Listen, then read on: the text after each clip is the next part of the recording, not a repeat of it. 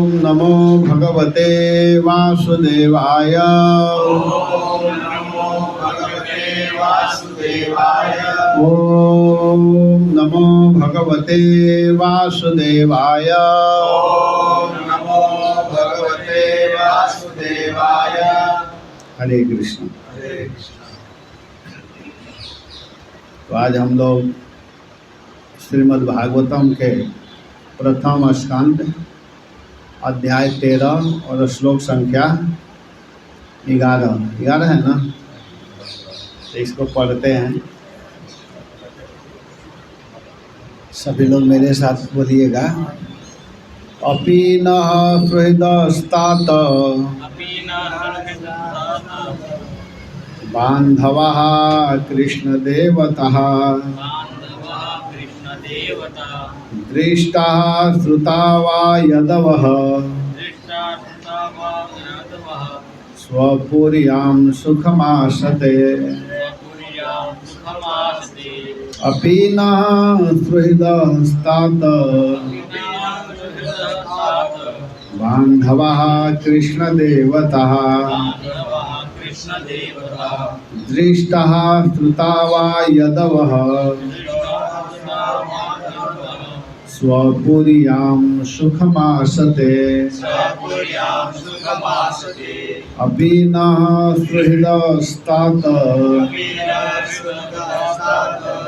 बान्धवः कृष्णदेवतः दृष्टाः श्रुता वा यदवः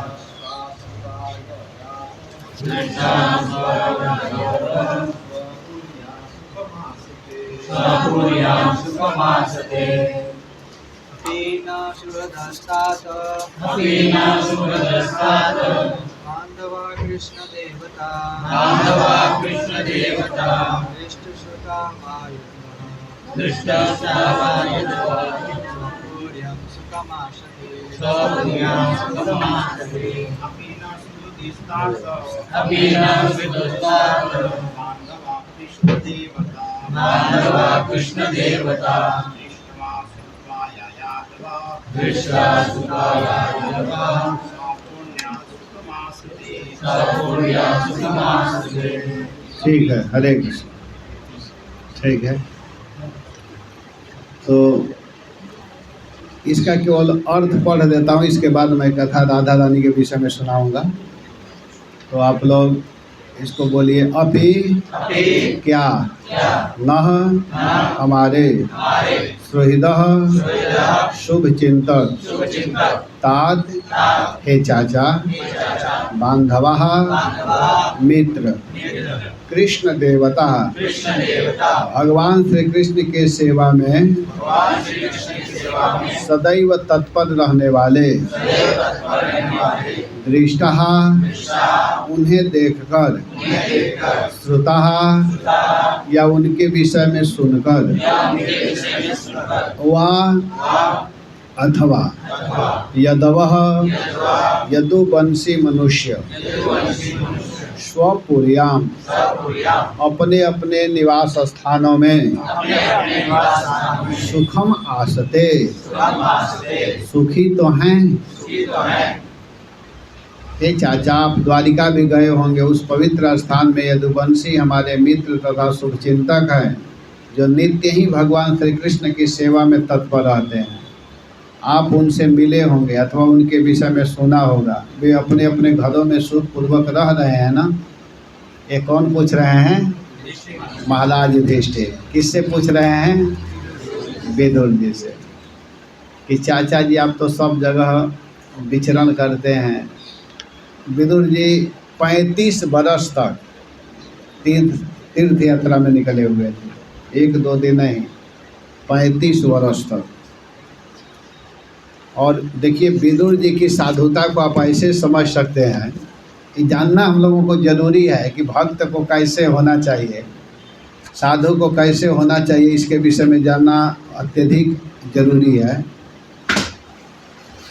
कि विदुर जी जब तीर्थ यात्रा में निकले हुए थे तो जहाँ भी अगर मंदिर का गुंबज दिखाई देता था, झंडा दिखाई देता था, तो पहले जाते थे दर्शन करने। और जहाँ भी कोई कुंड, तालाब, सरोवर दिखाई देते थे तो उसमें वो स्नान करते थे विदुर जी। और विदुर जी स्नान करके फिर वहाँ से निकलते थे, तब तक दूसरा मंदिर दिखाई देता था, उसमें जा कर के दर्शन करते थे। फिर तालाब दिखाई दिया तो फिर स्नान करते थे। स्नान करने में आलस्य नहीं करते थे। यहाँ तक वर्णन आता है कि विदुर जी का कपड़ा कभी सूखा ही नहीं। हम लोग एक बार स्नान करते हैं तो सोचते हैं कि दोबारा भी करना पड़ेगा। अगर 3 टाइम कह दिया जाए सबको स्नान करने के लिए तो लोग परेशान हो जाएंगे, है कि नहीं? पुजारी लोग बेचारे करते हैं, हम लोग 2 टाइम ही कर पाते हैं, कभी कभी 3 टाइम करते हैं, नहीं तो 2 टाइम। लेकिन विदुर जी से हम लोग को शिक्षा लेनी है कि जहाँ भी आप तीर्थ में जा रहे हैं, कोई पवित्र सरोवर, पवित्र नदियाँ दिखाई देता, आलस्य नहीं करना चाहिए, तुरंत स्नान करना चाहिए। और विदुर जी की कथा सुन करके मुझे अपनी माँ का याद आ जाता है। हमारी माँ भी है, वो कहीं भी जाती है, आज भी बूढ़ी है, उसका लगभग 85-86 साल उम्र हो रहा है। वो आज भी जहाँ जाती है, हम लोग आलस्य करते हैं, तुरंत स्नान करती है। और बरसाना जब रहती थी, अब तो वृंदावन में रहती है, तो राधा रानी के जो मंदिर है रोज़ मंगला आरती जाती है। आज भी कृष्ण बलराम मंदिर में जाती है मंगला आरती, आज भी। एक बार तो उसको ऐसा हुआ कि समय तो उसको मालूम था नहीं, और जल्दी जगने के चक्कर में वो 1 बजे रात्रि को जग गई बरसाना। और जग करके सोची कि सुबह हो गया, और जब मंदिर गई तो कोई आया ही नहीं है। इसके बाद अब धीरे धीरे 1.5-2 घंटा के बाद अब 4 बजा 3:30, तब धीरे धीरे लोग आना चालू हुए।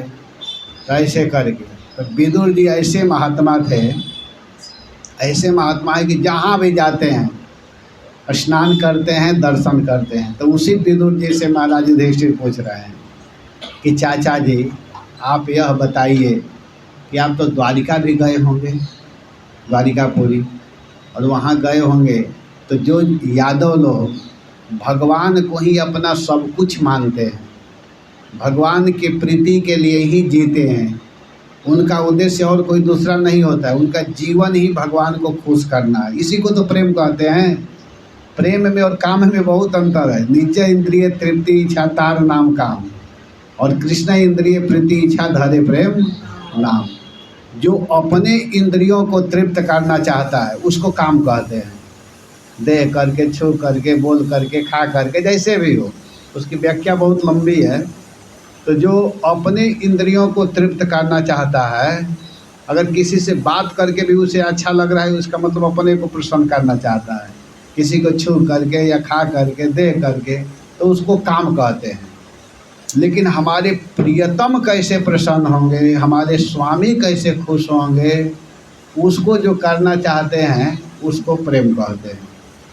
इसीलिए भगवान सदैव ब्रज के गोपियों का, राधा रानी का सदैव याद करते थे। भगवान द्वारिकापुरी में भी थे तो राधा रानी का याद करते थे, हे राधे, हे किशोरी, इस प्रकार याद करते थे। एक दिन की कथा है, अब राधा रानी की कथा सुनानी है तो इसको मैं पहले सुना देता हूँ। कि एक दिन की बात है कि भगवान कृष्ण द्वारिकापुरी में शयन कर रहे थे, और उस समय रुक्मिणी जी उनके चरण सेवा कर रही थी, चरण दबा रही थी। तो उसी समय भगवान जोर जोर से रोने भी लगे और राधा रानी का स्मरण करने लगे। हे किशोरी, हे राधे वृषभानुभूप तनये, हे चंद्रानावली, हे राधे। इस प्रकार कह करके बार बार विलाप करने लगे। तो रुक्मिणी जी को अच्छा नहीं लगा, पत्नी है। रुक्मिणी जी कहते हैं कि सेवा मैं कर रही हूँ और जब देखो तब आप राधा राधा राधा कर रहे हैं। राधा क्या आपको खिला दी है? राधा क्या दे दी है कि जब देखो तब राधा, जब देखो तब राधा? भगवान रो रहे हैं, बार बार याद कर रहे हैं। तो रुक्मिणी बार बार जब पूछी तो कहे कि हे रुक्मिणी, मैं क्या बताऊं, मुझे याद आ रहा है, ब्रज की याद आ रही है, गोपियों की याद आ रही है, किशोरी जी की याद आ रही है। उद्धव जी से भी यही बात भगवान बोले हैं ना कि उद्धव मोहि ब्रज बिसरत नाही, हंस सुता की सुंदर कगरी, अरु कुंजन की छाही, उद्धव मोहि ब्रज बिसरत नाही। तो इस प्रकार जब भगवान रो रहे हैं और रुक्मिणी जी जब पूछती हैं तब कहते हैं कि मैं क्या बताऊं। लेकिन रुक्मिणी जी को अच्छा नहीं लग रहा है। तो भगवान कहे कैसे इसको समझाऊं।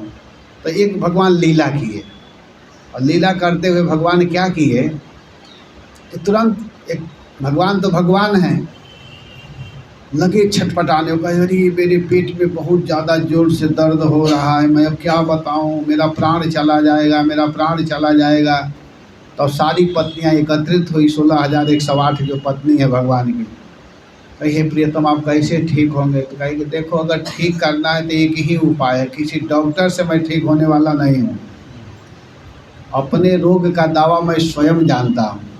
कही क्या इलाज है? तो आप लोग अपना चरण धो और उसका जल दो, मैं उसको पीऊँगा, मेरा सारा रोग ठीक हो जाएगा।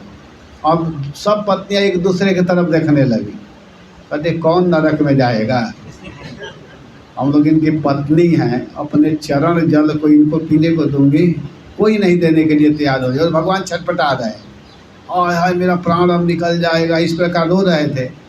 उसी समय नारद जी आ गए। नारद जी बीच बीच में द्वारिकापुरी जाया करते थे, क्योंकि दक्ष प्रजापति श्राप दिया था कि आप कहीं भी एक जगह टिक नहीं सकते हो। तो नारद जी प्रवचन करते थे सब जगह। प्रवचन करते करते जब थक जाते थे तो रेस्ट करने के लिए द्वारिकापुरी जाते थे, क्योंकि वहाँ दक्ष प्रजापति का श्राप काम नहीं करता था। द्वारिकापुरी में गोविंद भुज गुप्ताया, वह द्वारिकापुरी भगवान के हाथों से, भुजाओं से सुरक्षित है, वहाँ किसी का श्राप काम नहीं करता है।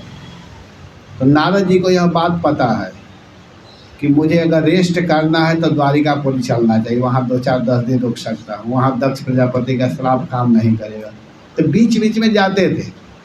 तो जब वहाँ गए और देखे कि भगवान तो दुखी हैं, नारद को देखते ही भगवान कहे नारद कोई उपाय करो, मैं बड़ा दुखी हूँ, बड़ा कष्ट में हूँ। तो कहे क्या करना है प्रभु बताइए। तो भगवान कहे आप सीधे ब्रज में जाओ, ब्रज में, और हमारे गोपियों से कहो और उनके चरण धूलि को लेकर के आओ। इतना सुनते ही नारद जी ब्रज में आए, और जब ब्रज के सीमा में प्रवेश किए तो गोपियाँ देखी नारद जी को, पूछती हैं नारद आप कहाँ से आ रहे हैं, हमारे प्रियतम को देखे हैं? तो कहे हाँ हाँ वहीं से तो आ रहा हूँ। तो हमारे प्रियतम कैसे हैं, हमारे स्वामी कैसे हैं, हमारे जीवन धन कैसे हैं? तो इतना सुनते ही नारद जी रोने लगे और कहे कि अरे मत पूछो, उनका प्राण जाने वाला है, बड़ा कष्ट है, और वह ही हमको भेजे हैं। अगर आप लोग चाहती हो उनका हित, अपना चरण धूलि दो, उसी को पिएंगे पानी में मिला करके जल में, तब उनका सारा कष्ट दूर होगा। इतना सुनते ही ब्रज गोपी तुरंत अपने चरण धूलि को झाड़ करके दी, कहीं लेकर जाइए, जल्दी जाइए, यहीं से लौट जाइए। लेकिन नारद जी और देखना चाहते हैं लीला, तो और आगे बढ़ रहे हैं। जिन जिन गोपियों के पास गए सब अपना चरण धूलि देती गई। किशोरी जी के पास भी पहुँचे, किशोरी जी का चरण धूलि लाना है ना, तो वहाँ तक पहुँचे।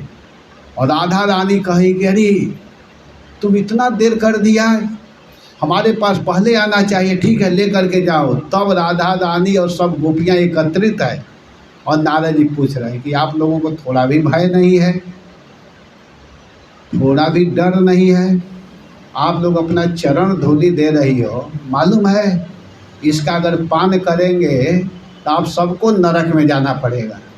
तो इतना सुनकर गोपियाँ क्या कहती, अरे नारद, हमको हजारों वर्षों तक नरक में रहना पड़े इसकी परवाह नहीं है, हमारे प्रियतम को ठीक रहना चाहिए, हमारे स्वामी को अच्छा रहना चाहिए। इसको कहते हैं प्रेम। प्रेम का मतलब यह होता है, अपना जहाँ स्वार्थ आ गया अब कहाँ प्रेम कर रहे हैं। तो भगवान से हम लोगों को प्रेम करना चाहिए। तो द्वारिकापुरी के समस्त लोग भगवान से प्रेम करते हैं। इसी को महाराज युधिष्ठिर यहाँ पर उद्धृत कर रहे हैं। इसकी व्याख्या बहुत है लेकिन यही समझना है। देखिए, आज बड़ा शुभ दिन है। आज जिस दिन में हम लोग प्रवेश किए हैं, बड़ा सुंदर घड़ी है, सुंदर मुहूर्त है, राधा अष्टमी। आज के दिन ही किशोरी जी का प्रादुर्भाव हुआ है। आज ही किशोरी जी हम लोगों के बीच में प्रकट हो गया। ऐसे तो वो नित्य हैं। भगवान का जो जन्म होता है, भगवान का जो अवतरण होता है, भगवत शक्तियाँ राधा रानी जो हैं उनका जो अवतरण है, हम लोग जैसा नहीं है। लेकिन इसके विषय में हम लोग को समझना है कि परम करुणामयी श्रीमती रास रासेश्वरी वृंदावनेश्वरी श्री कृष्ण प्राण वल्लभा, जो श्री कृष्ण के प्राण ही हैं, श्री राधा रानी जी का पावन चरित्र आज हम लोग सुनने के लिए उपस्थित हुए हैं। जो हम लोग सब भगवान के कृपा से ही इसका गुणगान कर पाएंगे और सुन पाएंगे। प्रथम तो श्री कृष्ण के गुण को गा पाना, भगवान के ही विषय में गा पाना, समझा पाना और समझ पाना अत्यंत दुर्लभ है। भगवान के विषय में ही गा पाना, समझ पाना और दूसरे को समझा पाना दुर्लभ है। बड़े बड़े देवता ब्रह्मा शिव सनकादिक आदि भगवान के महिमा को नहीं गा पाए। मुह्यन्ति यत् सूरय, बड़े बड़े देवता लोग, अरे देवताओं की बात छोड़ दीजिए, भगवान के ही दूसरे वपु बलराम जी हैं, वो जब नहीं समझ पाए तो हम लोग क्या समझ पाएंगे। लेकिन जिसको भगवान समझाना चाहते हैं, बताना चाहते हैं, वह अवश्य ही जान जाता है, समझ पाता है। तो सनकादिक आदि बड़े बड़े ऋषि लोग, बड़े बड़े देवता लोग श्री कृष्ण के महिमा जानने में अपने को असमर्थ बताए हैं। पर उसमें भी जो श्रीमती राधा रानी है, राधा रानी का जो स्वरूप है, जो गुणगान है, वह बड़ा दुरूह है। उसको बता पाना, उनका जो महिमा है वह छिपा हुआ है, उसको समझ पाना अत्यधिक मुश्किल है। लेकिन श्री कृष्ण स्वयं राधा रानी के सामने खड़े होकर के हाथ जोड़ करके प्रार्थना करते हैं, दीनहीन की तरह राधा रानी के सामने खड़े रहते हैं। उसी परम चरित्र को हम लोग सुनने के लिए उपस्थित हुए हैं। तो हम लोग डायरेक्ट क्यों न राधा रानी से ही प्रार्थना करें कि हे किशोरी, हे राधा रानी, हे रास रासेश्वरी, अगर आपकी कृपा होगी, अगर आप चाहेंगे तब आप कृपा करके अपने स्वरूप के विषय में हमें बता सकती हैं, समझा सकती हैं, जना सकती हैं। राधा रानी कौन है? राधा रानी भगवान की ह्लादनी शक्ति हैं। राधा रानी कोई दूसरी नहीं है। श्री राधा रानी अगर हम दोनों के ऊपर कृपा करेंगी तभी हम लोग समझ सकते हैं, श्रोता और वक्ता। वक्ता में कोई सामर्थ्य नहीं है कि किशोरी जी के विषय में गुणगान कर सके। फिर भी राधा रानी की कृपा से अवश्य ही उसको कहने का मैं प्रयास करूंगा कि राधा रानी कौन है और कैसे प्रकट हुई, कैसे इस प्रकार आई। तो इसके विषय में बताते हैं कि एक समय की बात है, भगवान अपने नित्य धाम गोलोक वृंदावन में भगवान थे और भगवान की इच्छा हुई कि मुझे कुछ विशेष लीला करनी है, लीला रास करनी है, लीला करनी है। तो आखिर करना है तो कैसे करेंगे? कोई भी लीला करना होता है तो अकेले तो लीला होगा नहीं, कम से कम 2 की आवश्यकता होती है, ऐसे उससे ज़्यादा हो तो और अच्छा है। तो भगवान क्या किए कि स्वयं भगवान अपने आप में ही बैठे बैठे चिंतन करने लगे, ध्यान करने लगे। बैठे हैं भगवान श्री कृष्ण और बैठे बैठे भगवान जब ध्यान करना चालू किए, किसका ध्यान करने लगे? अपने ही स्वरूप का, अपने स्वरूप का भगवान ध्यान जब चालू किए, जब चिंतन करना चालू किए, तो उस समय जब ध्यान करते हैं तो उनके शरीर से एक दिव्य तेज निकला, तेज।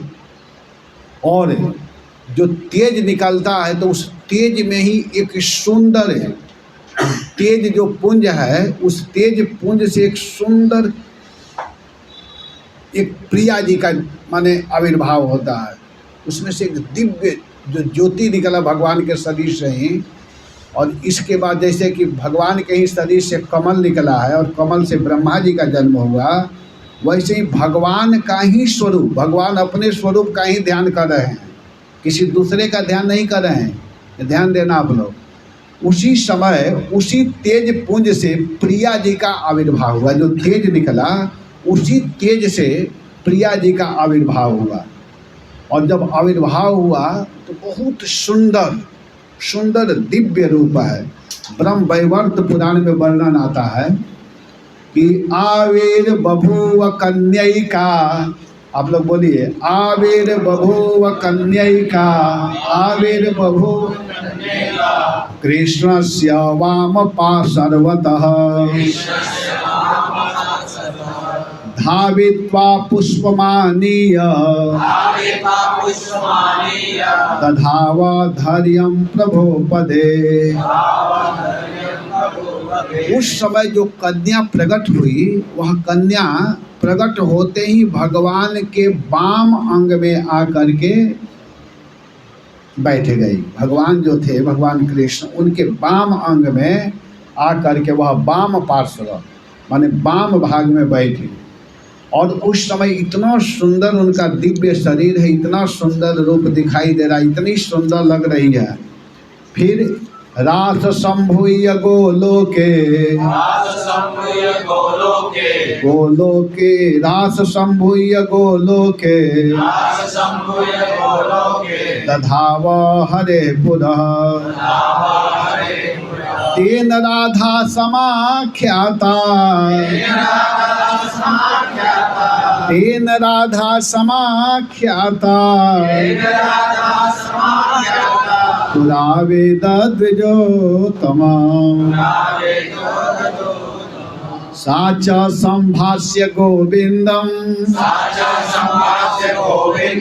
रत्न सिंहासने वरे वास सस्मितः भरतु पश्यन्ति मुख पंकज। भगवान के इच्छा से, भगवान जब चाहे, अपने ही स्वरूप का जब ध्यान किए भगवान, तो उनके ही शरीर से एक दिव्य ज्योति तेज और उसके ऊपर सुंदर कन्या का जन्म हुआ। और उस सुंदर कन्या को देख करके भगवान खुद मोहित हो गए। अपने ही रूप को देख करके भगवान मोहित हो रहे हैं। भागवत के तृतीय स्कंद के दूसरा अध्याय के 12 नंबर के श्लोक में आता है, आप लोग देख लीजिएगा। भागवत 3:2-12 उद्धव जी बोल रहे हैं, किससे? विदुर जी से।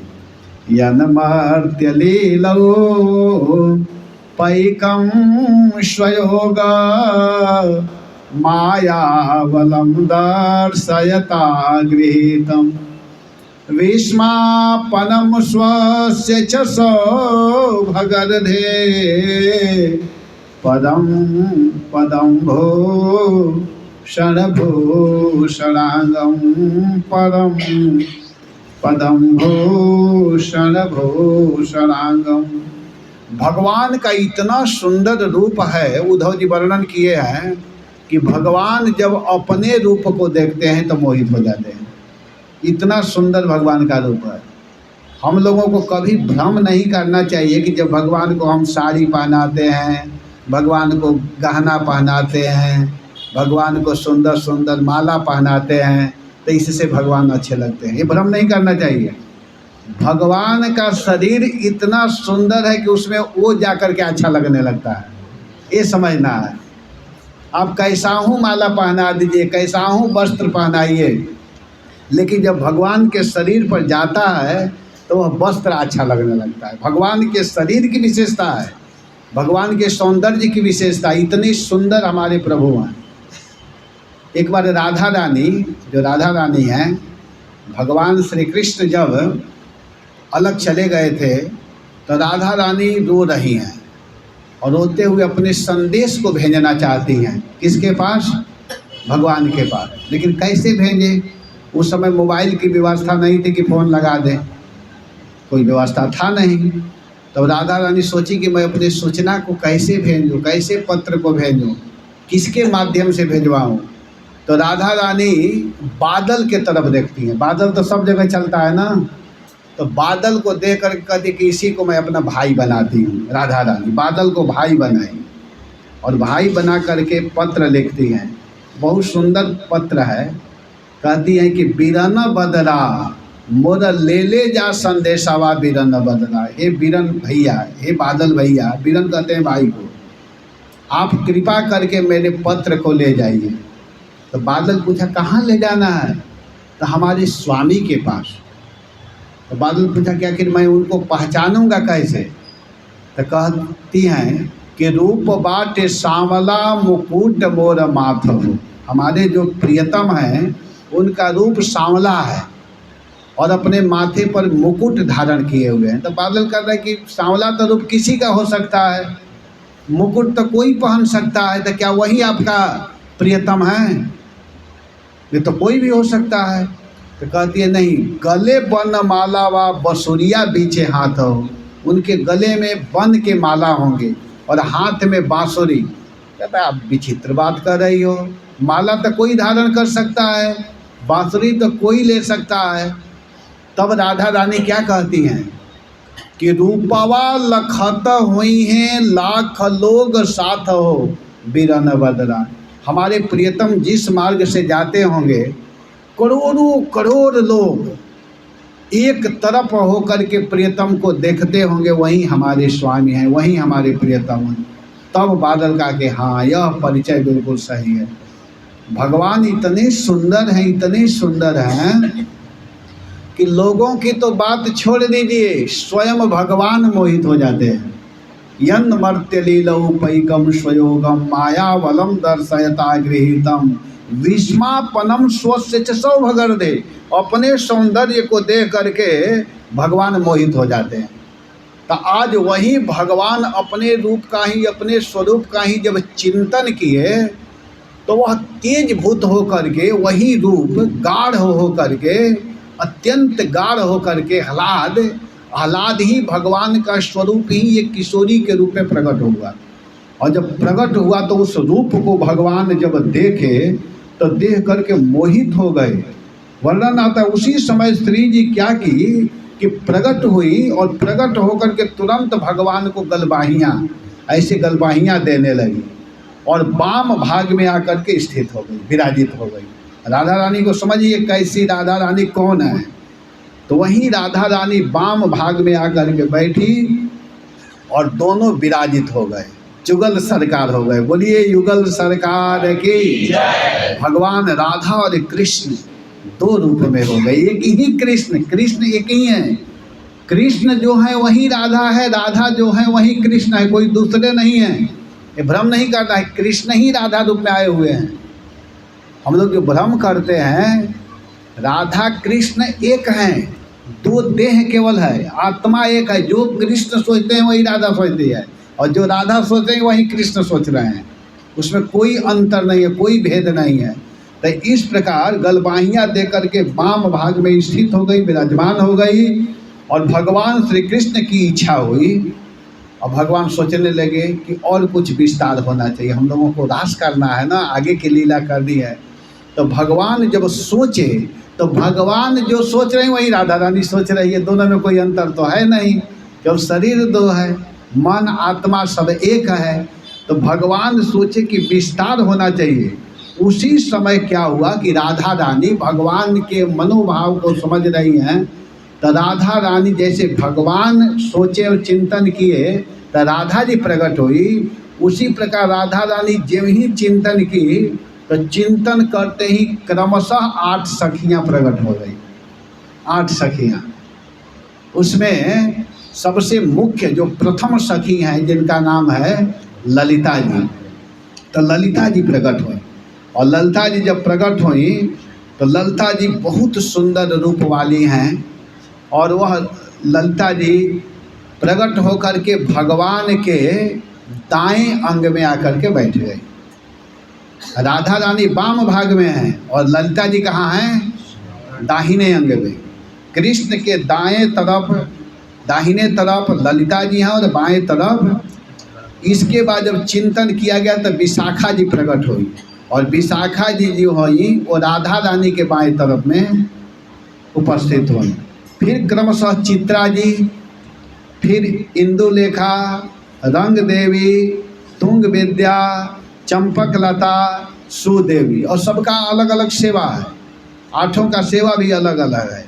जैसे राधा रानी और भगवान कृष्ण की सेवा जो ललिता जी हैं, ललिता जी सुंदर पान बेड़ी के द्वारा सेवा करती हैं, अलग अलग सेवा है।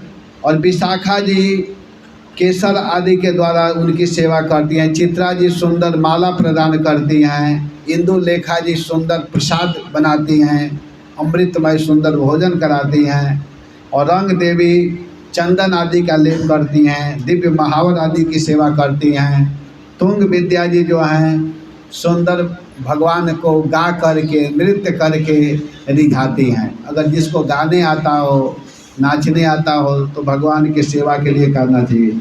और चंपक लता जी चामर जो लाती हैं, भगवान को किसी प्रकार की कोई कष्ट ना हो, कोई पसीना आदि ना हो। और सुदेवी जी क्या करती है कि दिव्य जल की सेवा करती हैं, अथवा वातानुकूलित, गर्मी में ठंडा और ठंडा में गर्म जल की व्यवस्था करती हैं। तो इस प्रकार सब लोग वहाँ पर सेवा प्रारंभ करते हैं और बड़े आनंद के साथ में उस जुगल सरकार के चरणों में सभी लोग प्रार्थना करते हैं। इसलिए कहा गया है ना कि कृष्ण और राधा दोनों एक हैं। कृष्ण प्रेममयी राधा, राधा प्रेममयो हरि, जीवनेन धने नित्यम, राधा कृष्णौ गतिर्मम। जो कृष्ण है, कृष्ण के प्रेममयी राधा है और राधा के प्रेममयी कौन है? कृष्ण है। कृष्णस्य द्रविड़म राधा, राधायाः द्रविड़म हरि, जीवनेन धने नित्यम, राधा कृष्णौ गतिर्मम। विचार कीजिए, कृष्ण प्राणमयी राधा, कृष्ण प्राणमयी राधा, कृष्ण प्राणमयी राधा, कृष्ण प्राणमयी राधा, राधा प्राणमयो हरि, राधा प्राणमयो हरि, जीवनेन धने नित्यम, जीवनेन धने नित्यम, राधा कृष्ण गतिर्मम, राधा कृष्ण गतिर्मम, राधा कृष्ण गतिर्मम,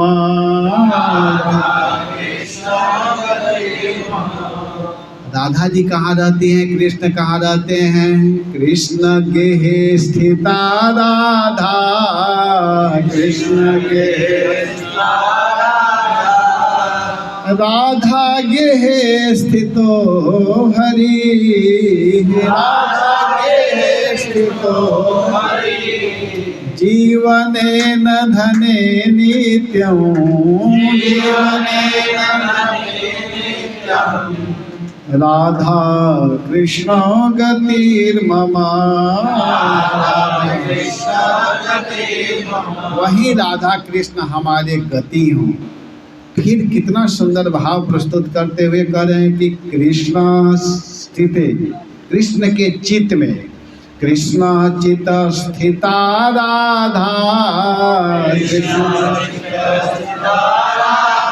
कृष्ण कृष्ण सदैव राधा का ही चिंतन करते हैं, जब देखो तब राधा राधा राधा राधा। कृष्ण चित स्थिता राधा,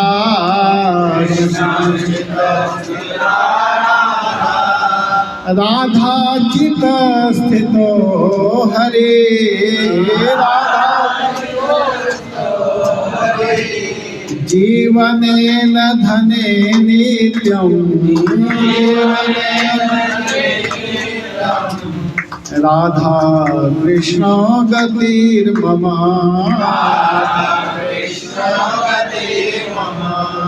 राधा कृष्ण गतिर्मम।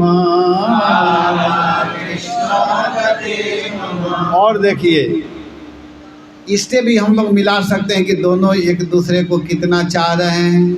राधा रानी कैसा वस्त्र पहनती हैं? नीला। नीला क्यों पहनती हैं? क्योंकि भगवान का रंग नील वर्ण के। नीलाम्बुज श्यामल कोमलांगम, नीलाम्बुज नील अम्बुज, जिनका वस्त्र ही नील हो, सुंदर, तो ऐसा कपड़ा राधा रानी पहनती है। नीलांबरा धरा राधा, नीलांबरा पीतांबरो धरो हरे, पीतांबरो धरो हरे, जीवनेन धने नित्यं, जीवनेन धने नित्यं, राधा कृष्ण गतिर्मम। राधा रानी नीला वस्त्र पहनती हैं, क्योंकि वस्त्र पहन करके हमेशा कृष्ण का ही ध्यान हो, कृष्ण के अतिरिक्त कहीं भी मेरा मन न जाए, इसीलिए वैसा वस्त्र पहनती हैं। कृष्ण के अतिरिक्त भूल करके भी मन इधर उधर न जाए, इसलिए वह नीला वस्त्र पहनती है। और कृष्ण पीत वस्त्र क्यों पहनते हैं? कि सदैव केवल राधा ही मेरे चित्त में रहे। इसलिए हम लोगों को भी ऐसा ही धारण करना चाहिए, कृष्ण हमेशा याद हो, कृष्ण हमारे चिंतन में होते रहे, कृष्ण भावना भावित बना रहे। प्रभुपाद कितना सुंदर नाम दिए अपने संस्था का, कृष्ण भावना मृत, कृष्ण भावना भावित। कृष्ण भावना भावित राधा रानी है, राधा रानी सदैव कृष्ण भावना भावित है। तो हम लोगों को भी किशोरी जी के चरणों में यही प्रार्थना करनी चाहिए कि हे किशोरी जी, हे राधा रानी, जैसे अपने हृदय में, अपने चित्त में, अपने मन में, अपने बुद्धि में सदैव कृष्ण को बसाई हुई हैं, वैसे ही आप थोड़ी सी कृपा कीजिए कि हमारे भीतर भी वही श्याम सुंदर सदैव दिखाई दे। जित देखूं तित वही दिखे, घर बाहर आंगन में, मोहन बस गयो मेरे मन में। कृष्ण को अपने हृदय में बसाना चाहिए, जिधर दृष्टि पड़े कृष्ण ही दिखाई देनी चाहिए। गोपियों के हृदय में केवल कृष्ण थे, कृष्ण के अतिरिक्त कुछ भी नहीं था। जब वे लोग जाती थी दही दूध बेचने के लिए, तो कहना चाहिए कि दूध ले लो री दूध, तो कहती थी श्याम ले लो री श्याम, कृष्ण ले लो री कृष्ण। उनको केवल कृष्ण ही याद आते थे, केवल श्याम सुंदर ही याद आते थे। दूध दही घी घर मकान कुछ नहीं, घर द्वार कुछ नहीं याद आता था, क्योंकि भगवान जब बंसी बजाए, बंसी आहारी सखी देखो नंद का छोरा, गोपियाँ कहती हैं, आहारी सखी देखो नंद का छोरा, कितना सुंदर कितना प्यारा। बैठ कदम्ब के छैया ठाड़ो, यशोमती के नयनन के तारा। ऐसी बांसुरी बजावे बरस परे रसधारा। और ब्रज के एक एक गोपी ने अपना तन मन दादा। भगवान बांसुरी जब बजाए तो ब्रज की गोपियाँ, कोई गोपी उस समय दूध गर्म कर रही थी, कोई हलवा बना रही थी। भागवत में वर्णन है, भागवत के 10वें स्कंद के 29 अध्याय में, रास पंचाध्याय में वर्णन है कि कोई गोपी दूध गर्म कर रही है, कोई हलवा बना रही है, कोई अभी अभी गरम गरम रोटी लेकर के अपने पति को जा रही है देने के लिए, अभी एक रोटी देने के लिए जा रही है, कोई श्रृंगार कर रही हैं।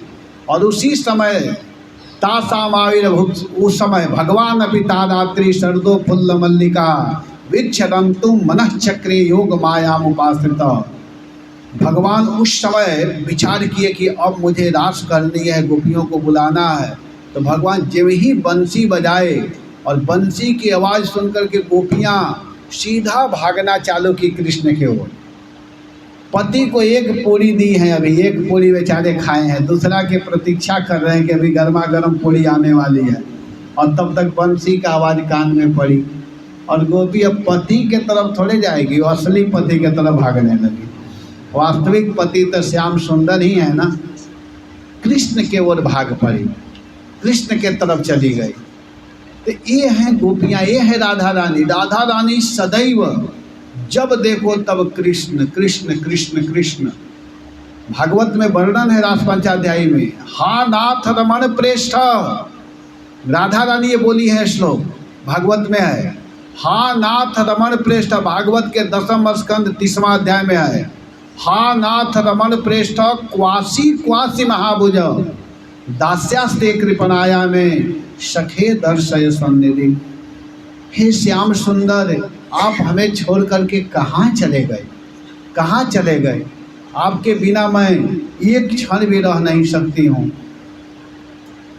राधा रानी इतना भगवान से प्रेम करती हैं, आप लोग समझ सकते हैं कि भगवान से कितना प्रेम है राधा रानी का।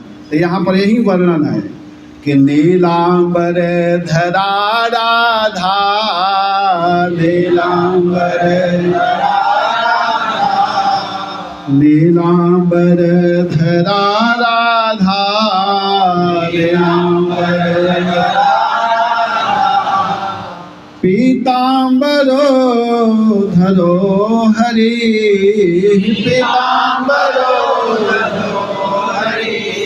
जीवनेन धने नित्यं, जीवनेन धने नित्यं राधा कृष्ण गतिर्मम, राधा कृष्ण गतिर्मम, राधा कृष्ण गतिर्मम। वही राधा और कृष्ण हमारी गति हों, अर्थात श्याम सुंदर ही मेरे गति हो, मेरे मति में उन्हीं का वास हो, यह प्रार्थना करनी चाहिए। तो राधा रानी इस प्रकार भगवान का ही ध्यान करती हैं। और वहीं किशोरी जी सामने जब प्रकट हुई तो प्रकट होने के बाद में परम सुख परम आनंद मिला। देखिए भगवान को भी मोहित करने वाला मोहिनी रूप जब भगवान धारण किए, मोहिनी रूप में जब भगवान आए तो उस रूप को देख करके सभी लोग मोहित हो गए। जितने देवता असुर जो लोग थे सब लोग मोहित हो गए मोहिनी रूप को देख करके। और सबके मन में इच्छा हुई कि मुझे मिल जाती तो बहुत अच्छा रहता।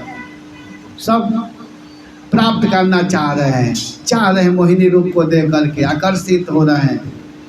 लेकिन एक व्यक्ति जो थे उसमें देवताओं में, सब लोग चाह रहे थे अपनी प्रिया बनाना, लेकिन एक जो थे वो नहीं चाह रहे थे, वो अपना बेटी बनाना चाह रहे थे। वो कौन है?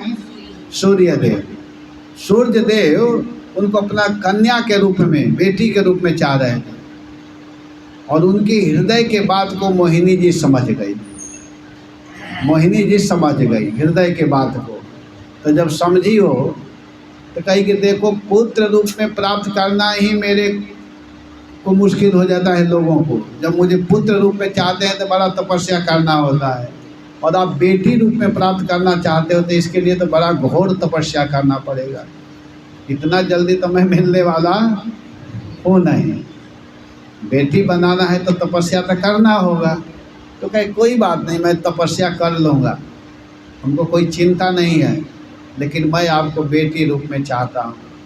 तो वहीं तपस्या किए और बाद में एक बार राजा भी बने। बाद में वहीं वृषभानु जी बन करके गोप रूप में आए, और उनकी पत्नी कीर्ति जी हैं, कीर्तिदा। और जब वो आए तो तपस्या कर रहे थे, लेकिन भगवान इतना जल्दी तो आ नहीं रहे हैं। फिर ब्रह्मा जी का आश्रय स्वीकार किए। ब्रह्मा जी कहे कि ठीक है, ब्रह्मा जी कहे कि अब चिंता मत करो, जब भगवान बोले हैं तो अवश्य ही आएंगे। और तुमको मैं साक्षी रूप में तुम्हारे सामने ही मैं रहूँगा। तो स्वयं ब्रह्मा जी बरसाना में पर्वत बन करके रहे। बरसाना का जो पर्वत है स्वयं ब्रह्मा जी हैं, गोवर्धन के पर्वत स्वयं विष्णु जी हैं, और नंदगांव में जो पर्वत दिखाई देता है वो महादेव जी हैं। देखिए ब्रज में देवता लोग पहाड़ बने हुए हैं, ब्रज के जो वृक्ष हैं वो ऋषि महर्षि लोग हैं, देवगण हैं। इसलिए ब्रज में जाना चाहिए, तब पेड़ पौधों को नहीं तोड़ना चाहिए। जो वहाँ रहते हैं उनको थोड़ा अधिकार मिल जाता है, लेकिन बाहर वालों को तो बिल्कुल नहीं करना चाहिए। सावधान रहना चाहिए ब्रज में जाते समय। ब्रज में कैसे जाना है, कैसे रहना है, कैसे वास करना है, सब ध्यान देना चाहिए। धाम में जा कर के अपराध नहीं करना चाहिए। तो यहाँ पर बता रहे हैं, तो जब ब्रह्मा जी प्रसन्न हुए वृषभानु जी के ऊपर, तो ब्रह्मा जी स्वयं भगवान के पास जाकर के प्रार्थना किए कि प्रभु आपका भक्त आप को अपना पुत्री बनाना चाहते हैं, प्रतीक्षा कर रहे हैं, आप इतना विलम्ब क्यों कर रहे हैं। भगवान कह रहे मैं तो भूल ही गया था, मैं भूल गया था कि मेरा भक्त मुझसे वचन दिया है। लेकिन मैं क्या बताऊं, हमारे माता पिता दो माता पिता तो ऐसे ही पहले से ही हैं, नंद और यशोदा और देवकी और वसुदेव। अब कितने माता पिता मैं बनाऊं। भगवान सोचने लगे कि मैं क्या करूं, ऐसे सोच रहे थे कैसे इस वचन को पूरा करूं। और इस प्रकार विचार करते करते करते करते भगवान अपने स्वरूप का ही, जो मैं पहले बताया, जब ध्यान किए तो वहीं किशोरी जी को भगवान आदेश दिए, प्रकट हुआ अपना ही स्वरूप। पहले भगवान क्या किए कि चिंतन करने लगे अपने रूप का, एक दर्पण में अपने रूप को देखने लगे। और जब रूप देखने लगे तो देखते देखते देखते देखते उनका रूप इतना सुंदर दिखाई दे रहा है, एक जगह एकत्रित हुआ और उसको स्वयं भगवान अपने हाथों से सजाने लगे। उसमें साड़ी पहनाना, उसमें सुंदर श्रृंगार आदि करना, और उसको देख करके वह स्वयं मोहित हुए। तो वही रूप वृषभानु और कीर्ति के यहाँ किशोरी जी के रूप में प्रकट हुई। राधा रानी प्रकट होती हैं, अवतार लेती हैं, आविर्भाव होता है।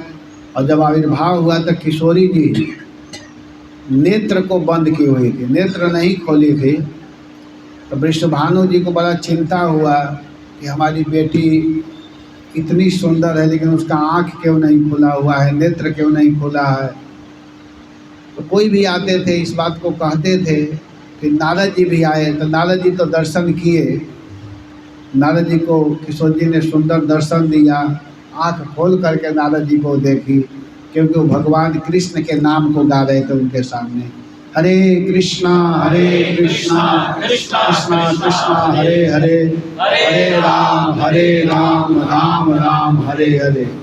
नारद जी उनके सुंदर स्वरूप को देखे। किशोरी जी का स्वरूप कैसा है, तो कमल कली को वृषभानु लली के रंग, कमल का जो कली है वैसा वृषभानु लली का रंग है, इतनी सुंदर उनका रंग है। उसका दर्शन नारद जी किए और इसके बाद किशोरी जी फिर अपने नेत्र को बंद कर दिए। फिर क्या हुआ कि नंद बाबा अपने बेटा को लेकर के यशोदा मैया वहाँ पहुँचे थे। और जब वहाँ गए तो नंद यशोदा जब वहाँ पहुँचे हैं तो यशोदा जी जब देखी किशोरी जी को, इतनी सुंदर लाली को जब मैया यशोदा देखी तो कन्हैया को नीचे रख देती हैं। अपने गोद में जो ली थी तो कृष्ण को नीचे रख देती हैं और राधा रानी को अपने गोद में ले लेती हैं। और जब ले करके दुलार करने लगी तो उस समय क्या हुआ कि भगवान कृष्ण रोने लगे। स्वाभाविक बच्चे रोते हैं, अगर बच्चों के सामने उसकी माँ किसी दूसरे लड़कों को लाड़ प्यार करे तो बच्चे रोने लगते हैं। बच्चों का इतना अधिकार होता है कि हमारी माँ है, वो दूसरे के साथ क्यों ऐसा व्यवहार करेगी। उसके मन में होता है कि अधिकार केवल मेरा है, इसके ऊपर बैठने का, जो भी करना है मैं ही कर सकता हूँ। तो मैया यशोदा जब ही किशोरी जी को अपने गोद में लेकर के लाड़ लड़ाने लगी, स्नेह देने लगी, तो उस समय हुआ क्या कि भगवान रोने लगे, मचल गए मैया के गोद में चढ़ने के लिए। तब यशोदा जी माँ है, मातृस्नेह वात्सल्य, तुरंत उमड़ आया, एक तरफ राधा रानी को ली हुई है और दूसरे तरफ कृष्ण को ले लेती गोद में। एक गोद में कृष्ण और दूसरे गोद में राधा रानी। और राधा कृष्ण जब एक साथ हुए तो भगवान क्या करते हैं कि अपने नन्हे नन्हे हाथों से राधा रानी के तरफ अपने हाथ को बढ़ाते हुए ऐसे आँख के तरफ ऐसे करते हैं। और ज्यों ही की और ज्यों ही अंगुली का स्पर्श हुआ तो किशोरी जी समझ गई कि हमारे प्रियतम, हमारे प्राण धन गोद में बैठे हुए, और उसी समय आँख खोल करके कृष्ण को देखती हैं। राधा रानी जब भगवान अपने धाम से आ रहे थे इस लीला को करने के लिए तो किशोरी जी को बोले थे कि आप भी चलो, तो किशोरी जी आना नहीं चाह रही थी, कही कि नहीं नहीं मैं नहीं जाऊंगी, आप जाएंगे। तो राधा रानी से भगवान कहे कि नहीं आपको भी चलना चाहिए, भूलोक में चलना चाहिए, भूलोक में भी कुछ लीला करनी है। तो किशोरी जी कहे कि मैं जा कर के दूसरे को देखना नहीं चाहती हूँ, आपको ही मैं सदैव देखती हूँ, अपने हृदय में आपको ही बसाई हूँ, तो मैं वहाँ जा कर के दूसरे लोगों को देखूंगी यह मुझे अच्छा नहीं लग रहा है। तो भगवान की चिंता मत करो, सबसे पहले तुम मुझे ही देखोगे। तो राधा रानी आई तो पहले सबसे प्रथम अगर दर्शन की तो वो की है भगवान कृष्ण की, भगवान कृष्ण को देखी। तो इस प्रकार अनेक लीला है राधा कृष्ण का, इसको हम लोग अति संक्षेप में नहीं वर्णन कर सकते हैं, नहीं गा सकते हैं, लेकिन फिर भी जो भी सुन रहे हैं उसी से हम लोग राधा रानी के चरणों में प्रार्थना कर सकते हैं कि हे किशोरी, हे राधा रानी, जैसे आप भगवान से प्रेम करती हैं, कृष्ण को अपना मानती हैं, वही कृपा कुछ हमारे ऊपर भी कृपा कीजिए। तो राधा का जो स्वरूप है मोहिनी को भी मोहित करने वाला है। मोहिनी सबको मोहित की, लेकिन मोहिनी को मोहित करने वाला अगर कोई रूप है तो वो है राधा। राधा का रूप। मोहिनी कौन है? कोई दूसरा थोड़े है, मोहिनी है भगवान कृष्ण। और कृष्ण को अगर मोहित करने वाला कोई रूप है तो वो है किशोरी जी का, राधा रानी का। आप लोग बड़े धैर्य के साथ में इस कथा को सुन रहे हैं तो देखिए हम लोग भक्ति में आए हैं, हम लोग भक्त हैं, और भक्तों का स्वभाव क्या होना चाहिए कि सबसे प्रेम करें। भक्त का लक्षण बताया गया है। भक्त का लक्षण क्या होना चाहिए? संत सरल चित जगत हित, नहीं बोलना नहीं है, संत सरल चित जगत हित जानि स्वभाव सने, बाल विनय सुनि करी कृपा, कृष्ण चरण रति दे। संत का लक्षण जो है, संत का स्वभाव कैसा होना चाहिए? सरल। सरल माने, सरल का मतलब क्या होता है? सहज, सरल। एक महात्मा सरल का अर्थ कर रहे थे, लिखा नहीं लेकिन उनका अर्थ बड़ा अच्छा लगा। क्या अर्थ कर रहे थे सरल का? स माने सीता, और र माने राम, और ल माने लक्ष्मण। सरल, सरल माने राम, लक्ष्मण, सीता। ये जिनके हृदय में हो अथवा जिनके हृदय में राम, लक्ष्मण, सीता विराजमान है वही सरल है। सरल माने जिसके हृदय में राधा कृष्ण विराजमान हो वही सरल है। राधा कृष्ण को अपने भीतर लाते ही उस व्यक्ति में अब कोई कमी नहीं रह जाता है। और राधा कृष्ण कहाँ आते हैं? किसके हृदय में आते हैं? जिसका हृदय साफ होता है, निर्मल होता है, शुद्ध होता है। और शुद्ध कैसे होगा? कल मैं बता रहा था। शुद्ध करने के लिए एक ही साबुन है, दूसरा कोई नहीं है। एक ही साबुन, एक ही दवाई है। हरे कृष्णा कृष्णा कृष्णा हरे हरे, हरे राम राम राम हरे।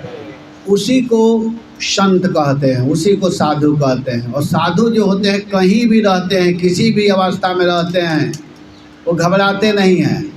कहीं भी हो, जिस देश में, जिस वेश में, जिस भेष में कहीं भी रहते हैं, अपने हृदय में केवल भगवान को ही बसाए रहते हैं। भक्त लोग जो होते हैं अनेक प्रकार की कामना नहीं करते हैं। उनका यही होता है कि हे प्रभु आप हमको कहीं भी भेज दीजिए, किसी भी अवस्था में कहीं भी मुझे भेजिए, लेकिन मुझे साधु का संग देते रहिएगा। भागवत के 6वें स्कंद के 11वां अध्याय के 27 नंबर का श्लोक में वृत्रासुर जी बोल रहे हैं। भागवत 6:11-27 क्या कहते हैं? ममोत्तम श्लोक जने सुसख्यम संसार चक्रे भ्रमतः स्वकर्मभि त्वन्माययात्मात्मजदारगे स्वासक्त चित्तस्य ननाथ भूयात्। हे उत्तम श्लोक प्रभु, ममोत्तम श्लोक जनेषु सख्यम संसार चक्रे भ्रमतः स्वकर्म भी। अपने कर्म के अनुसार संसार चक्र में कहीं भी मैं जाऊं, इसकी चिंता नहीं है, इसकी परवाह नहीं है। हमको चिंता एक चीज की है कि आप जहाँ भी भेजिए, लेकिन मुझे साधु संग जरूर दीजिएगा। साधु संग की आवश्यकता है। जब तक साधु संग नहीं मिलेगा, वैष्णवों का संग नहीं मिलेगा, तो धन दौलत मान प्रतिष्ठा से कुछ होने वाला नहीं। हमें साधु संग चाहिए, साधु संग, भजन। हमको भक्ति चाहिए, भजन चाहिए। भजन ही हमारा भोजन है। अगर जब तक मैं भजन नहीं करूँगा तो मैं तृप्त नहीं होऊंगा। जो भक्त होते हैं